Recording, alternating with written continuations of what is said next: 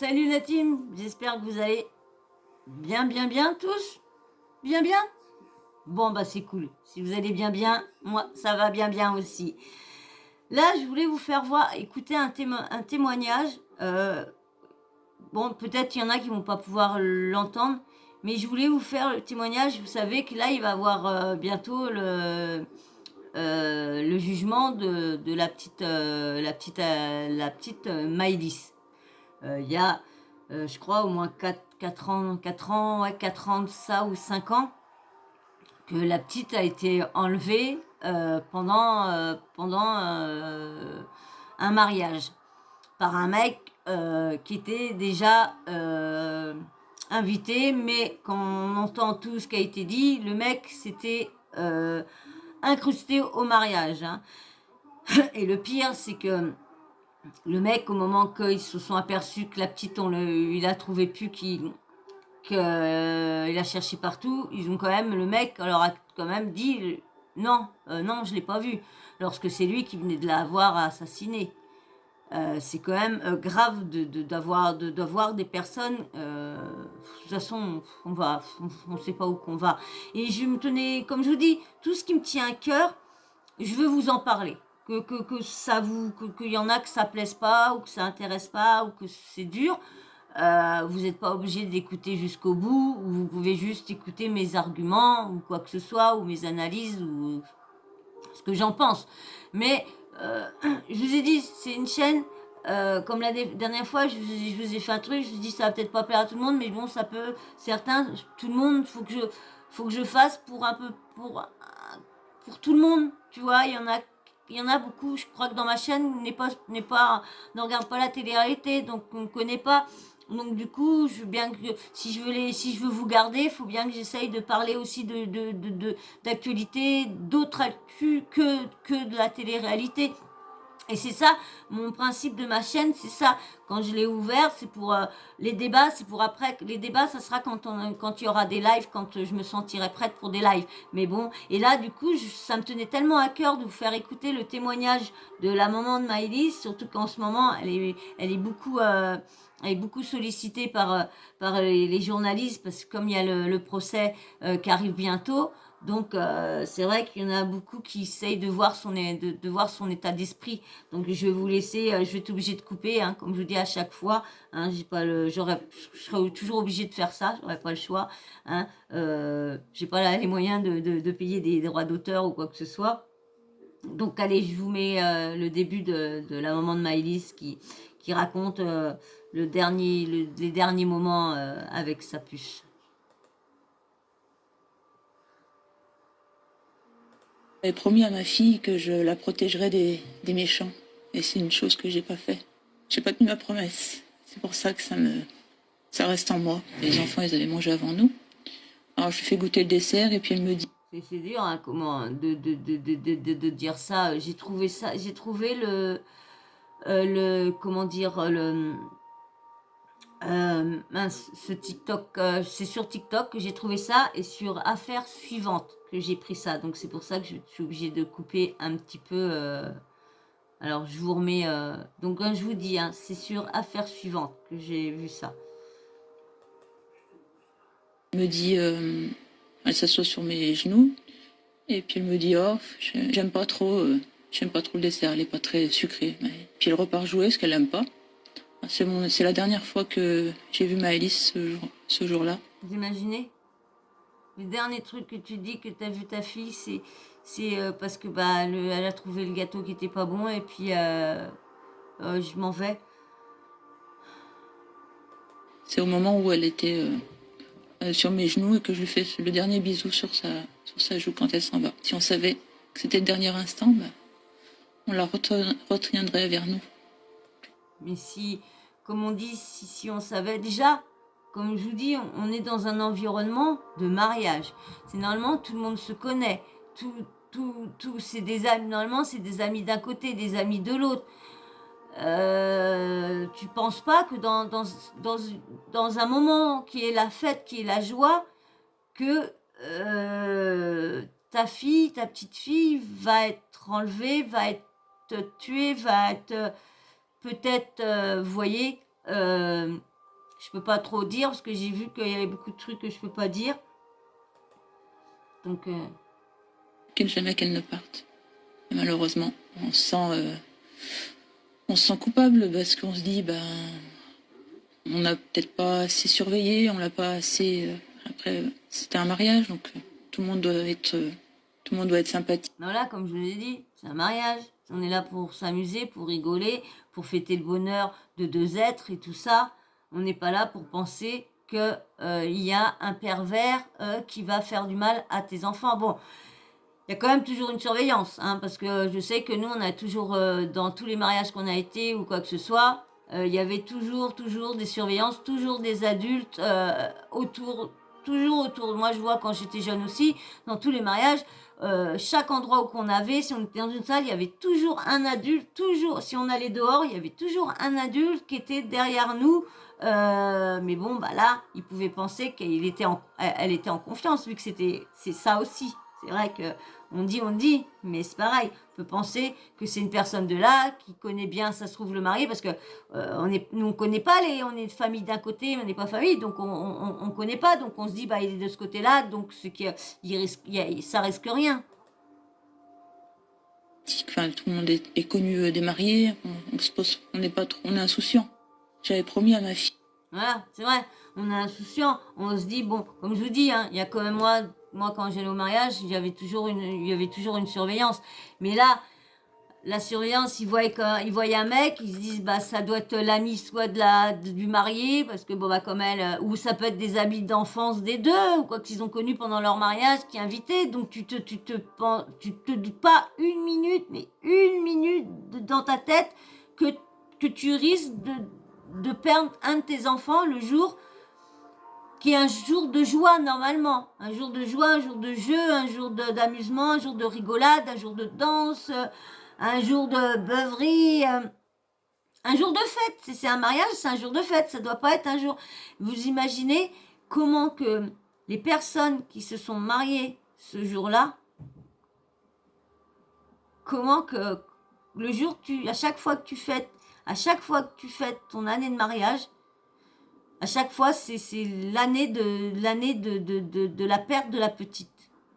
Alors, je ne sais pas quel lien qu'ils avaient exactement, mais si c'est sa petite nièce, tu te dis, ou si c'est ton petit cousin, ou je sais pas, ou arrière-petit cousin, tu te dis, en fin de compte, tu les fêtes pas. Je suis désolée, moi, je fêterais pas mes 1 an, je fêterais pas. Ça serait, soit un petit truc vite fait, dire, bon, bah voilà, ça fait 1 an, mais bon, tu peux pas. En plus, là, l'autre, il est encore pas condamné. Il est encore pas trop d'accord sur beaucoup de choses.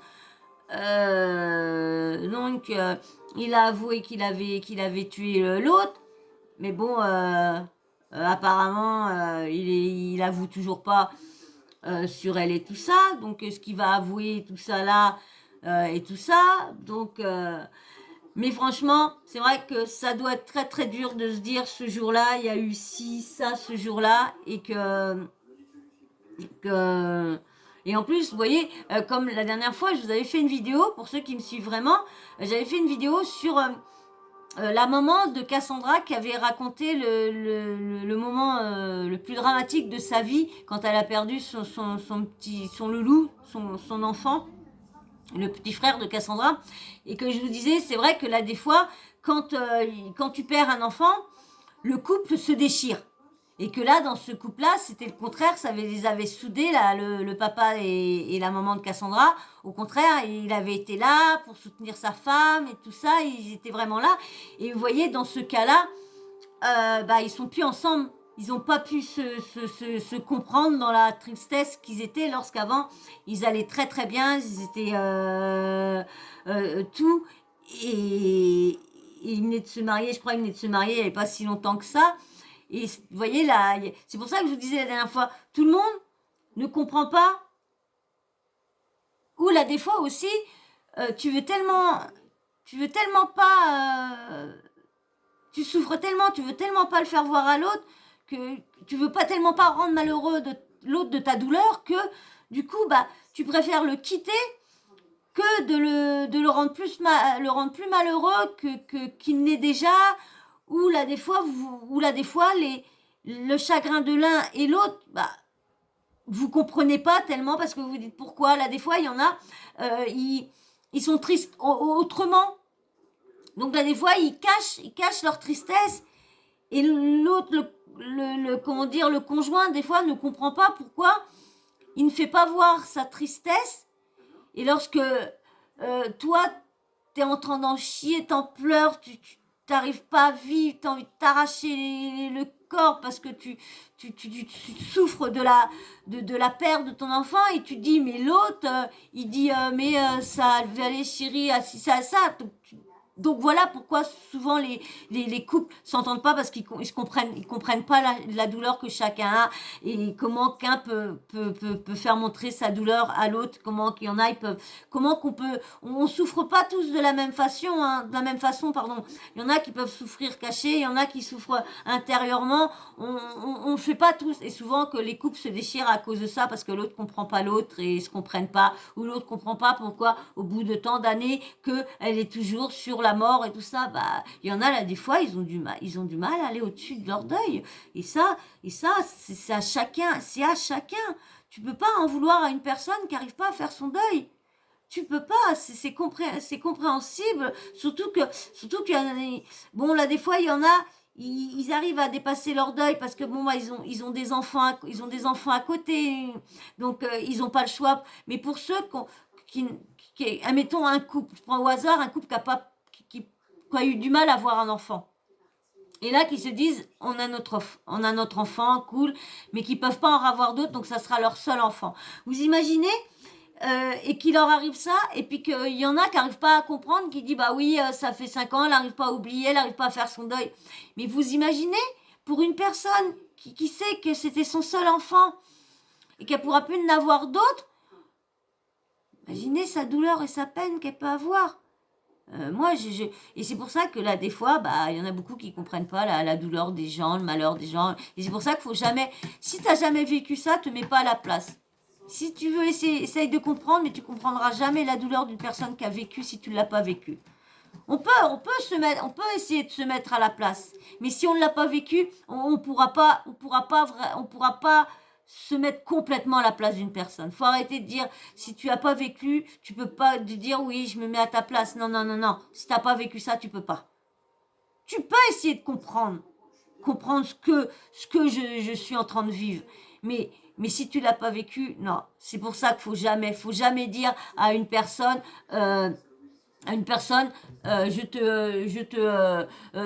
me mets à ta place, je te comprends et tout ça. Non, non, non, tu peux pas, tu peux pas dire oui, je vais essayer de comprendre ton mal-être, je vais essayer de le comprendre, mais j'ai pas vécu. C'est vrai que mais bon, faut jamais juger une personne que même autant tant d'années n'arrive pas à faire son deuil. Faut jamais. Chacun fait son deuil de la perte d'un enfant comme il veut. Ma mère, elle a perdu beaucoup de ses enfants. On était 6, on n'est plus que 2. Donc vous voyez, on a perdu déjà 4 et il y en a un, ça va faire 15 ans, 16 ans que mon frère est parti. Là, c'est depuis là, il pense moins parce que c'est depuis elle a fait un AVC. Donc du coup, sa mémoire n'est plus comme elle était. Donc du coup, elle- ses souvenirs sont plus autant intenses qu'ils étaient parce qu'avant, elle avait au bout de 15 ans, elle avait toujours pas fait son deuil de la perte de son fils. Donc c'est pour ça que je vous dis, faut jamais juger personne. C'est tout le monde fait leur deuil à leur vitesse, leur envie et à leurs besoins. C'est eux qui font leur deuil comme ils peuvent. Comme oui, je cacosse un peu, mais voilà, ils font leur deuil comme ils peuvent. Euh, Moi, je veux pas dire que c'est bien ce que ma mère a oublié, mais bon, elle souffre moins. Elle souffre moins. On le voit. Sa souffrance, elle est moindre qu'elle n'était quand avant quand elle nous parlait de mon frère. C'est vrai que elle était toujours bien plus triste, toujours les petites larmes et tout ça. Et maintenant, c'est vrai qu'elle en parle déjà beaucoup moins. Et Donc, c'est bien sans être bien. Moi, pour moi, elle souffre moins. Donc, voilà. Donc, voilà, encore un petit bout de ma vie. Hein. De toute façon, ceux qui me suivent régulièrement connaîtront un peu ma vie. Parce que sur certaines vidéos, quand ça me touche, et ben, quand je suis concernée, bah, je dévoile un petit peu de trucs. Je vous dis, hein, c'est pas une chaîne de surmoi. Hein. C'est une chaîne d'actu. Hein. Mais bon, si on veut vraiment, si moi je veux vous connaître bien et que vous voulez me connaître un minimum, il y a des petits trucs que je vous mettrai dans la confidence. Voilà, voilà. Eh ben, voilà. Ben, vous me dites moi ce que vous pensez du témoignage de cette dame-là, hein, qui est très forte, très très forte aussi. Son mari est très très fort aussi. Je l'ai vu dans un reportage sur 7 à 8. Dimanche, je crois, ou le dimanche, je sais plus si c'était dimanche là ou l'autre. Donc voilà, donc je voulais pas vous en parler, cette affaire-là. Ça m'intéresse beaucoup les faits divers comme ça m'intéresse, donc je vais réfléchir. Je vous dis, j'ai plein de trucs à vous proposer plus tard, mais pour l'instant, je m'habitue un peu à tout ça, tout ça. Donc voilà, voilà. Et ben j'espère que cette vidéo vous a plu, hein. Et j'espère que si elle t'a plu, donc si tu me l'as pas laissé le petit abonnement avant. Eh ben, je sais même pas plus si je te l'ai demandé, tellement que je sais même plus si je te l'ai demandé. Eh ben, j'espère que tu me l'as mis quand même, j'espère que tu t'es abonné quand même. Autrement, abonne-toi là, si tu viens souvent. Et un petit like pour me dire si le petit sujet t'a plu. Et bien sûr, un petit commentaire aussi pour me dire, bien sûr, ce que tu penses, comme je vous ai demandé, hein, de me dire ce que vous pensez du combat de cette dame-là, et en espérant que l'autre, il va payer. Et le problème, c'est qu'il va moi, j'aurais bien voulu qu'ils fassent comme aux États-Unis. Vous savez qu'ils additionnent les, vu que là, il a pris 20 ans, 20 et des bananes. Et comme ça serait bien parce qu'ils reprennent 20 ans, hein, mais non, ils vont juste lui remettre ça dessus. Il va juste avoir la même peine et c'est tout. C'est ça qui est pas bien chez nous parce que pour des criminels et des tueurs en série comme ça, c'est ça, il va avoir les peines cumulées. Parce que là, non, et en plus, surtout qu'en plus, ils peuvent partir. C'est ça que je trouve ça, excusez-moi, je prends un petit aparté, mais c'est ça que je trouve ça dégueulasse. On fera des petits sujets comme ça. Si ça vous intéresse, des petits sujets, sans que vous mettez des audios, mais que je parle avec vous et que je vous dise ce que je pense, que j'aime pas et tout ça, parce que plus tard, ce sera des petits sujets qui sera dans les lives et ça sera bien. Mais dites-moi s'il y a des fois vous voulez que je vous parle de sujets et que je vous parle comme ça, ce que je pense, comme je faisais dans le tout début des vidéos, parce qu'avant, j'avais pas d'audio, c'est moi qui vous parlais comme ça. Donc dites-moi s'il y a des fois où vous voulez que je parle des petits sujets comme ça. Donc voilà. Et puis bien sûr, un petit emoji pour me dire en même temps si que t'as fini. Hein. J'aime bien avoir même le commentaire, le petit emoji. Et aussi, si tu passes par là et que t'es nouveau, hein, et que tu m'as jamais mis, ou que t'es déjà abonné, mais que tu m'as toujours pas mis le petit emoji homme ou femme pour que je sache si t'es un homme ou une femme, eh ben allez-y, mettez-moi-le. Comme ça, je sais avec qui j'interagis, si c'est un homme, une femme, avec qui je parle. Voilà. Et puis bien sûr, la petite cloche de notification, t'oublies pas de l'activer. Comme ça, dès que je mets une nouvelle vidéo, bah tu reçois une petite notif de YouTube pour te dire que Sawyer a mis une nouvelle vidéo. Et t'as plus qu'à enlever tous tes soucis, t'installer confortablement et puis ton petit doigt appuyé sur play et voilà et tu regardes la petite vidéo que j'ai préparée pour vous. Voilà. Et ben moi je vais vous dire de faire de gros bisous et puis je vous dis merci encore à tous ceux qui sont abonnés, merci à tous ceux qui like, merci vraiment, merci beaucoup à tout le monde et je vous fais d'énormes bisous et je vous dis à très vite dans une prochaine vidéo. Bisous.